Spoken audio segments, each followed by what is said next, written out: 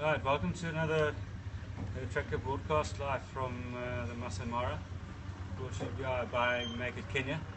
And with us this evening, we're very privileged to have Dominic Grammatics with us. Thanks for taking the flight in this afternoon. And we know your time is precious, and you're running a big operation here. And we know you've been around the block, and you and your family is kind of legends in this part of the world, and you've been in this part of the Mara for generations and so forth. Just tell us a little bit more about the family and where it's all from, and how this all happened. All right. Well, it is a long time.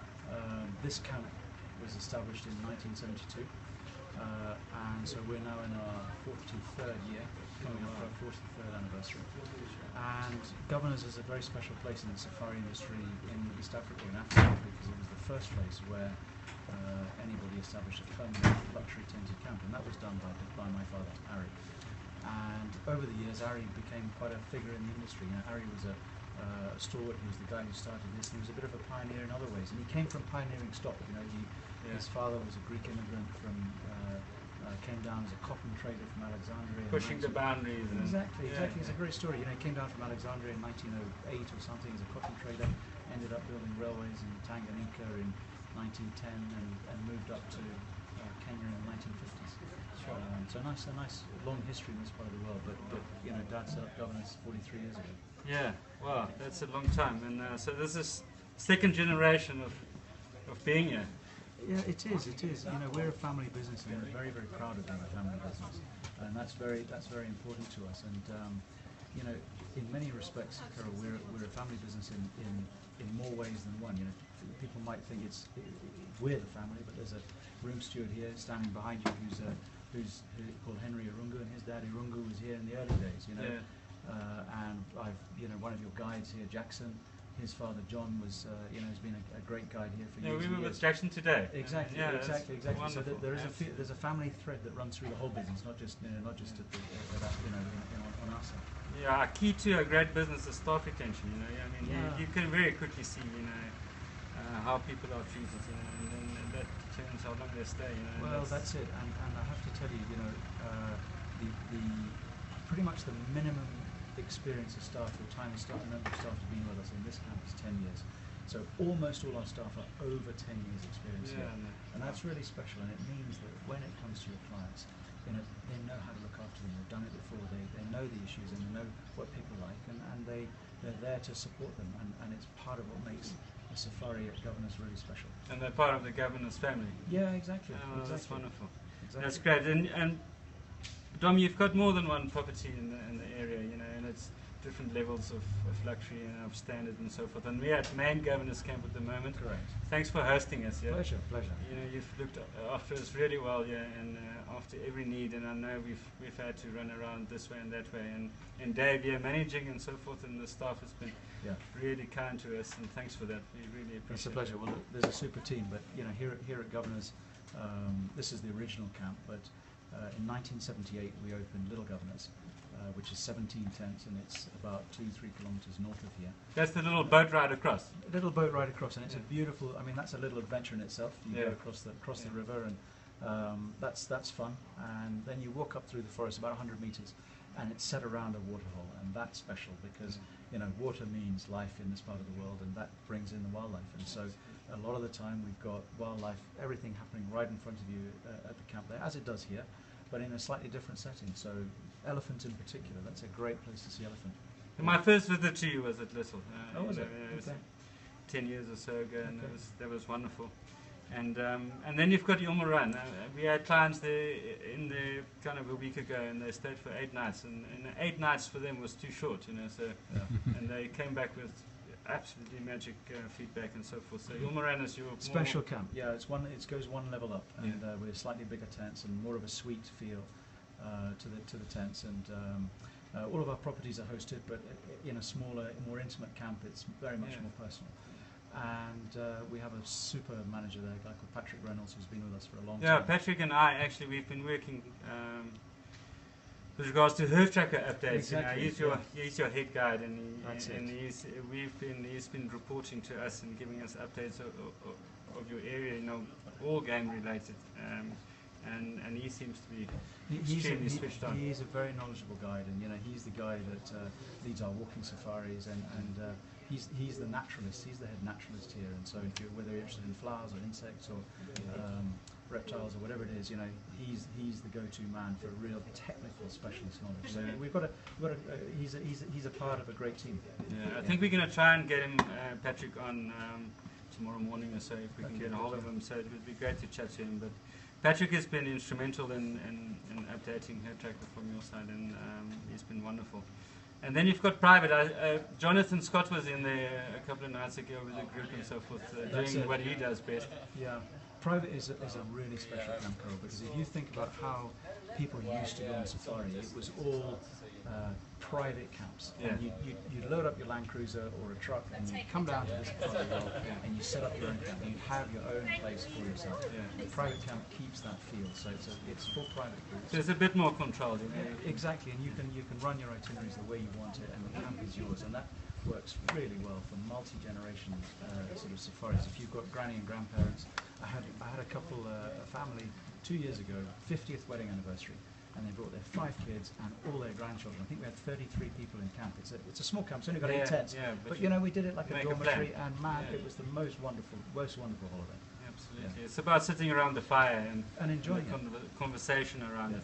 I just want to really touch on a subject that, to me personally, and obviously to you, a much larger extent, your dad has been instrumental in this part of the world, and I think we've got to give him a little tribute. We do. And he's a great man, and is he here next to us? We've got a photo here, I think.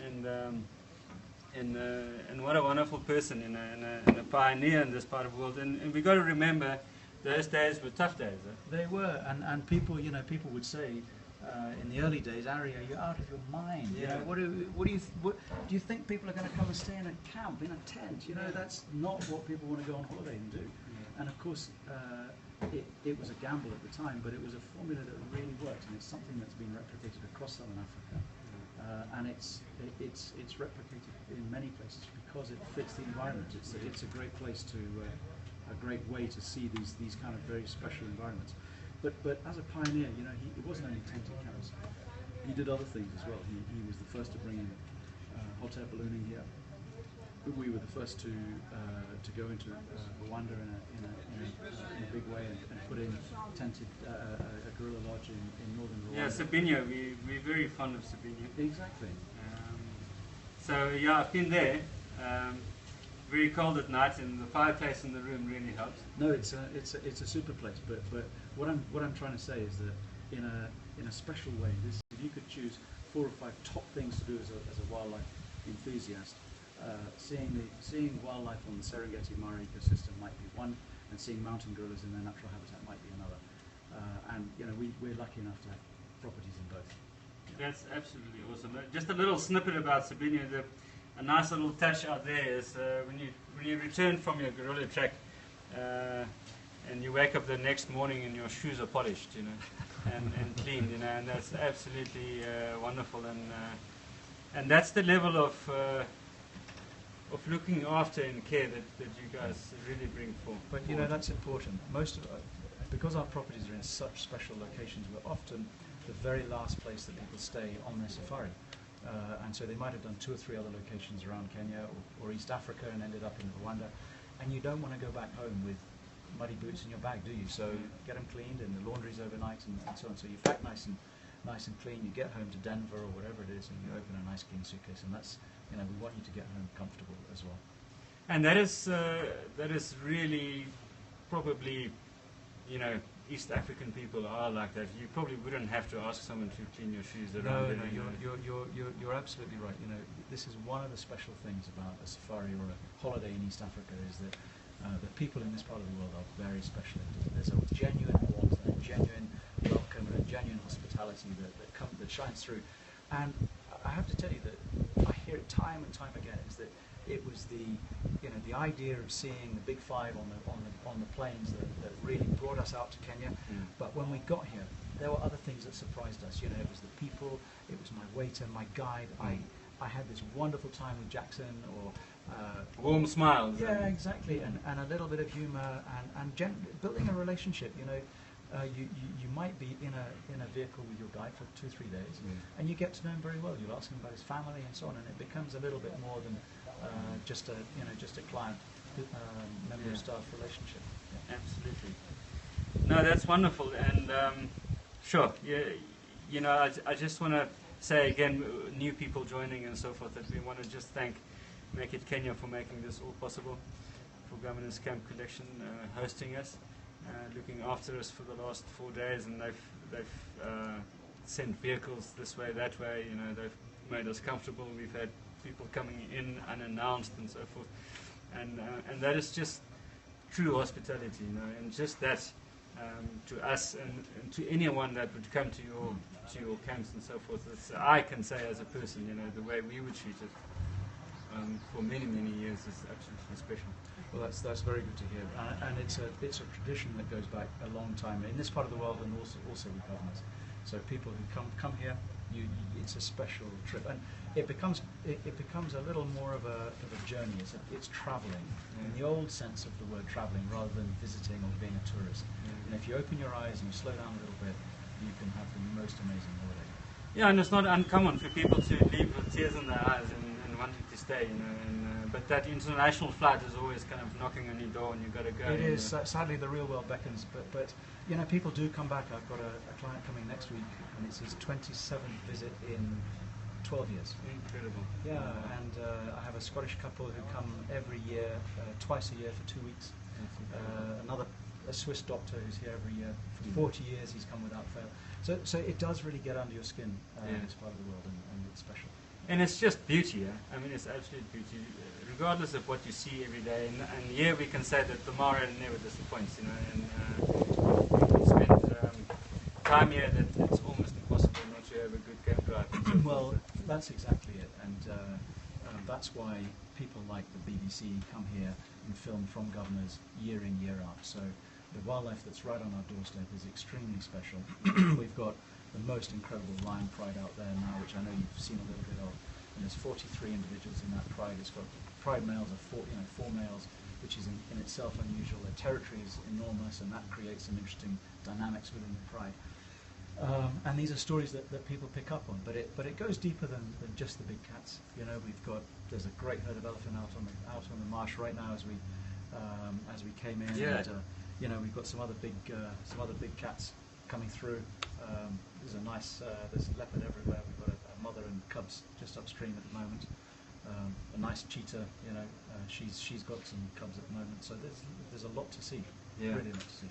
No, incredible. I mean, generally people, first-time visitors to the Masai Mara, you know, would naturally have a slight kind of, you know, wondering whether, you know, would they survive until the next morning, you know. And as a child, I remember, you know, I was maybe 6 or 7, and I had that same question in my mind, you know, having been brought up in the bush and things like that.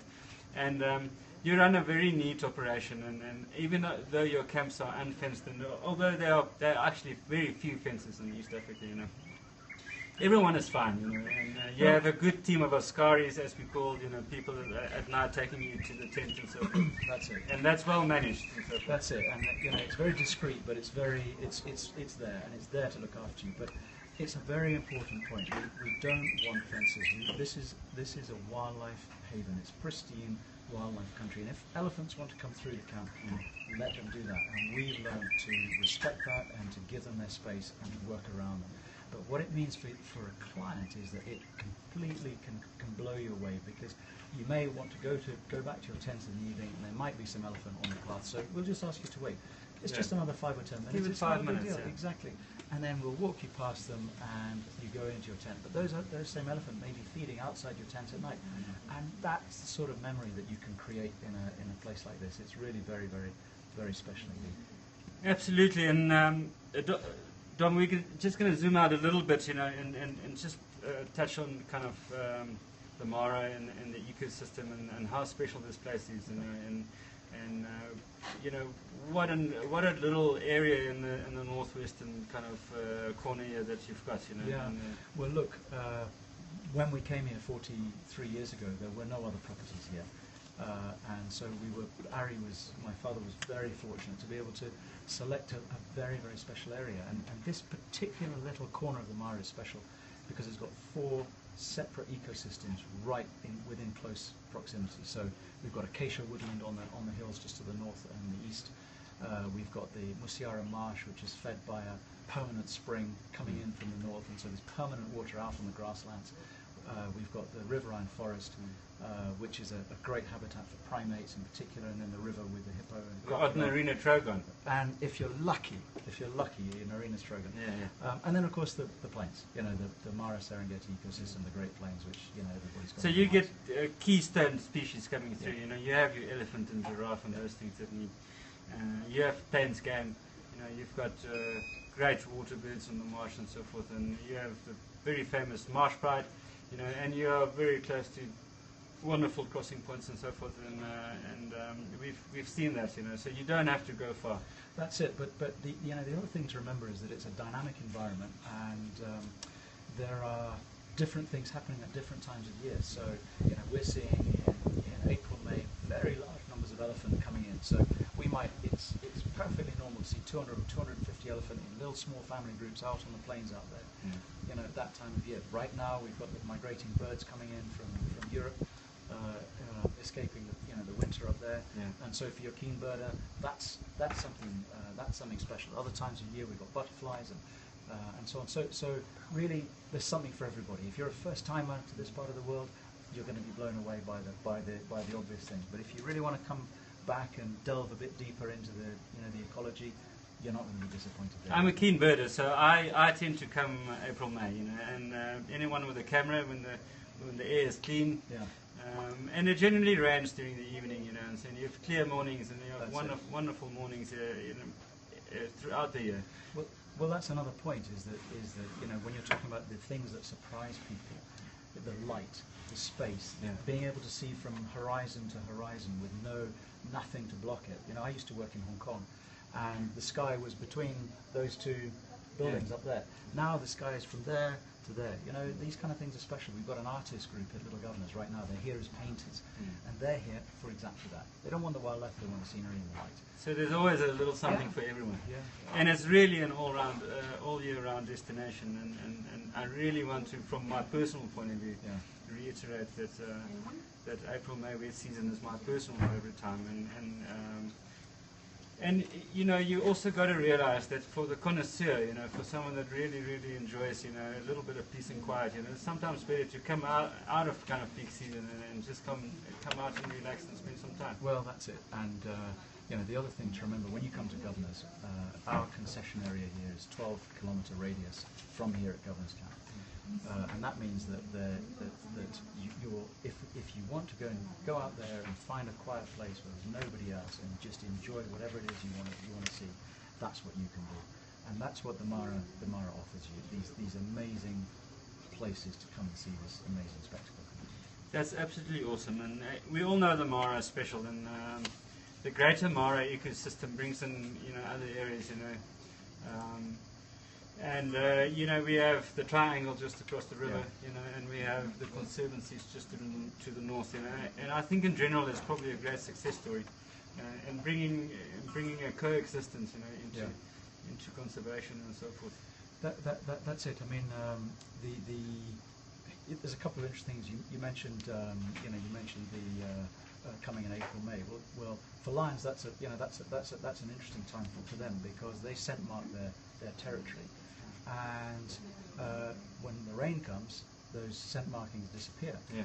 And so you end up with a lot of pressure on existing pride males because the boundary markers aren't there for the nomads. It's a little bit confusion. It's a bit of confusion. So that's the kind of interesting thing that happens. But then, you know, looking a little wider outside the reserve, there's some interesting conservation stories going on here. And there's a lot of people doing good work. And again, it's another facet to learning about this amazing part of the world. That, you know, how does the human-wildlife interaction work, and what does community conservation mean on the ground, Yeah. and what are people doing about it? You know, so there's all sorts of interesting stories there, and occasionally you get people who are completely motivated by that, and will come back time and again because they want to support this school or that water project or this trust. And again, it's just a slightly unexpected angle to a part of your travel. But we're in the heart here, Yeah. in the heart of the Mara, so it's probably where you would want to be, especially if you've never been to this part of the world. And yeah, what a wonderful place to be, and I just want to again thank Make It Kenya for hosting, making it possible for us to be here, in the Governor's Camp Collection for hosting us, and it's absolutely wonderful. And you know, the Mara is part of a kind of a bigger area, you know, and we're in Kenya in East Africa, and you know, just touch a little bit on the bigger picture. Okay, well, you know, the Mara is the centerpiece of a lot of people's travels to East Africa, and if it's not the Mara, it might be the Serengeti. So call it this Mara Serengeti ecosystem is a key part. But what really brings people to Kenya is the diversity here. So if you're looking at geographical diversity, you know, we've got great rivers here, we've got snow-capped mountains, we've got montane rainforests, we've got dry lands, arid lands in the northern deserts, we've got coastland, you know, with a sort of an Arabic flavour, with the, you know, the trade winds having brought in people from, you know, from the Arabian Peninsula since, you know, for 1,000 years. Yeah, so, you know, there's just all this whole sweep of things that make this part of the world more than just a wildlife destination. Yeah, I mean, a couple of years ago I spent a little bit of time in Loiter Hills, you know, and I was pleasantly surprised by the density of the forest area there at high altitude, you know, and the amount of bird life you find up there, and Kenya is so diverse, you know. Let me tell you an interesting story about the Loiters. I was camping up there when I was about 16. I've been in there a lot, and I've got particular Masai friends up there who are still friends of mine now. And we saw a particularly large tree when we were walking through that same forest you're talking about. And we linked arms to see how big it was, and there was 4 or 5 of us needed to link arms to get around this tree. And we asked our guide, a guy called Oltukai, who's this man who's still a friend of mine, what's the name of this tree, Oltukai? And Oltukai said to me, this is called Olepiros.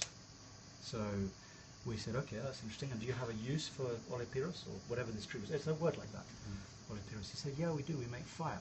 Now, of course, my father being Greek went completely nuts about this. You use a tree with the name Pyros, which is the root of the word pyrotechnic, pyromaniac, to make fire. Like, how does that become a Maasai word? Yeah. Okay, so we start thinking about the lost legions of Mark Antony and all this sort of stuff, and perhaps, you know, there's a little bit of a legend that the Maasai, who are, this is their tribal heartland, are descended, or certainly the Samburu say they're descended from the, you know, the lost legions of Mark Antony. And there's just a little snippet of something anecdotal that, you know, maybe links the two. So there's, you know, so many interesting little stories. Absolutely, and the forest of the lost child, eh? That's it. And that's and then we could go north, and then you can enter kind of semi-arid areas like Samburu and Turkana and so forth, and which is absolutely completely different with different species. You know, you're looking at Grevy's zebra and you know, Somali ostrich and so forth. Exactly, Gerenuk and reticulated giraffe and so on. And the bird life completely different as well. But again, geographically different and so beautiful. You know, a little bit starker, a little bit more hostile, but a great place to be. You know, absolutely. No, it's really great. You know, and then East Africa in general. You know, it's you know, I spent a lot of time across the border, both towards the south and the west. You know, and I've been lucky enough to have gone guerrilla tracking with you guys, you know, and Rwanda, and having stayed at Sabina and so forth. And just tell me about how do you guys logistically link the two, and how do you get a short from flight. A to B? It's a short flight. It's an hour's flight from Nairobi to Kigali, and then a 3-hour drive from Kigali north. But you know, Rwanda is another of those special places. It's more of a niche destination, but it's becoming more widely known. And there's a great story to Rwanda. You know, it's coming from '94. Exactly, that's what I'm talking about. You know, and it's come so far, in such a positive way. And you know, the human story there is, you know, there's a great story there, and it's great to see a country lifting itself up in such a dynamic and positive way. And then there's the conservation story. You know, the mountain gorilla population is growing by 7% a year. The cross-border parks administration network run by or supported by the International Gorilla Conservation Program and bodies like African Wildlife Foundation, you know, are really doing a super job there, helping maintain those structures. And the result is we're seeing a conservation success story in northern Rwanda. It's fantastic. It's great. It's incredible. I mean, my dad, it's also been in conservation, you know, from an early age in my life said that, you know, we're in the business of looking after things, and once they're gone, they're gone. You know? Yeah, that's it. You can't get them back. You know? So it's important work. Well, it's nice that there's some of us around who are second generation, as you say, and feel that kind of passion. Yeah. And for whom it's more than just a job. You know, there's plenty of opportunities out there in my previous life working for accounting firms and so on, which you could have followed, but you know, we come back and we do these things because we love them, and that's great. There are easier ways to make money. There are, but let me just make one more little point about East Africa. You know, there's something about this that's a little bit of a primeval kind of draw to people here. This is the cradle of mankind. This is where the human story really started 2.5 million years ago. Lucy, and even some of her predecessors. You know, and I think in a very elemental way, people kind of get that. You know, they kind of understand that this is where it all began, and that's part of the draw. You feel connected to it even if you've never been. And I really believe that. I think that's a big part of the charm of East Africa. Yeah, and I mean, there's so much. I mean, we're sitting literally on top of two platonic plates. Correct. That's coming together, and it creates a lot of instability on top of that. And with that, we have the Great Rift Valley running from north to south, you know, and with that, we have, you know, loads of volcanic activity in the past and so forth. And a lot of that has created the ecosystem that we're on. That is exactly it. And a lot of that geography is what created the conditions to allow early man to develop in the way he did. And so that's special. And again, it's another part of that story that if you were interested, you know, you'll learn about that sort of thing when you come to this part of the world. Yeah, I mean, volcanic ash is great for fossil preservation, you know. But we're not going to delve too deep into my dad's archaeological stories and so forth. But it's a special place, you know. That's what we want to say from many angles, you know. It is. If you're an archaeologist, or if you're a birder, or if you like the Big Five and so forth. That's right. And in my case, going full circle to the beginning, you know, my safari experiences started 43 years ago, right in this camp, you know, and for me that's special, and that's why I keep coming back, and why I love it, and my kids come back, and my wife loves it, and it's a draw and a thread that's special. Yeah, absolutely. And East Africa is accessible. I mean, it doesn't take a huge effort to get here, you know, and we're literally 45 minutes from Nairobi, you know, and then you're out here, you know, and you can be here for a long time. That's it. I mean, we fly our own aircraft in here. Governor's Aviation will fly you direct from Nairobi into the Mara, and that means you're not stopping around the places. You come in, it's nice and quick. But, you know, there's 8 flights a day into Nairobi from the Gulf alone. So Emirates flies direct to every major city in the world. So, you know, it's easy to get here. Kenya Airways has got a fantastic network. KLM, British Brand Airways. new airplanes, huh? Right. What's happening, and we're seeing more and more of that. And the governments within East Africa are making a conscious effort to unify the visa requirements and so on. So one visa will get you around the whole region, and to link their tourism products in different ways as well. So we're definitely seeing more and more of that. And that's, again, means you can see the best of each particular country and get a feel for the whole region. And the line and sort of technology, M-Pesa is an example that's often quoted. But I don't want us to forget Rwanda. Rwanda is the most electronically linked government on the continent. I mean, they are amazing. They were the first to do e-visas and so on. So we're really seeing a drive that young professional leadership within the region is putting into political leadership, and professional leadership is putting into the economies of these countries, and it's great to see. So we're moving slightly away from a bureaucratic past to a there's a new generation. There are younger leaders in this part of the world, and that's being reflected in changing policies. And new constitution in Kenya has had an impact, devolving government to the local levels. And Rwanda has I think 50% MPs are women. You know, so it's pretty dynamic. It's pretty forward thinking. Absolutely. Yeah, it's good. Absolutely. just to bring us back a little bit, you Yeah. know, from far and wide, and you guys have kindly invited us for a balloon ride in the morning, that'll be and, fun. and thanks so much for that. We really appreciate it. You know, I've been on a balloon before. You know, sometimes they need a little bit of weight, you know, and in low season, and I hop on and so forth. But what an experience, you know. So we're going to try and show that and just show everyone out there what a balloon flight is in the morning and a little breakfast in the after. Well, look, it's just a different way to see this lovely environment. Most people do it on their last morning because it's just you float over the river and then over the plains, and you have landing and a champagne breakfast out in the middle of the plains, and that's all special. So let's hope we have fun tomorrow, and you know, I look forward to that flight. We'll go and do that together. Absolutely, and thanks for that. And just the last little point, you know, out of Africa, Yeah. you know, the movie and so forth, you know, it's from this area, you know. It's Yeah, it was. Funnily enough, I had a very minor supporting role in that film. I was one of 4,000 extras on one of the nights filming. That's absolutely awesome. You know, yeah. far back. If you look very closely, you can see where I was. But, absolutely, man. yes, they filmed a lot of it here. You know, and you know, Robert Redford and Meryl Streep did a lot of that famous safari filming right here in the Mara. And it's a great film to watch if you want to see a little bit of what it might look like.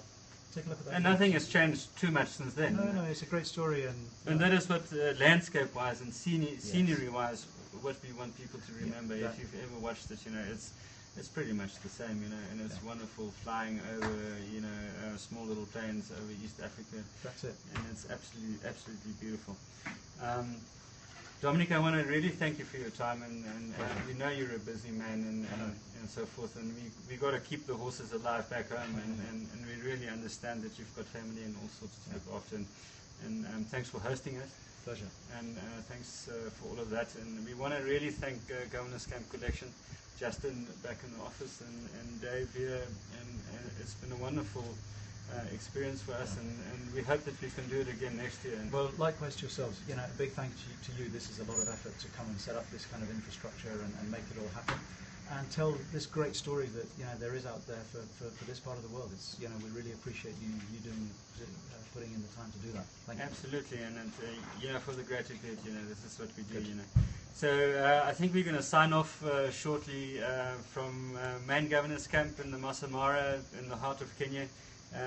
Thanks for being with us. Thanks to Make It Kenya for making this whole broadcast possible.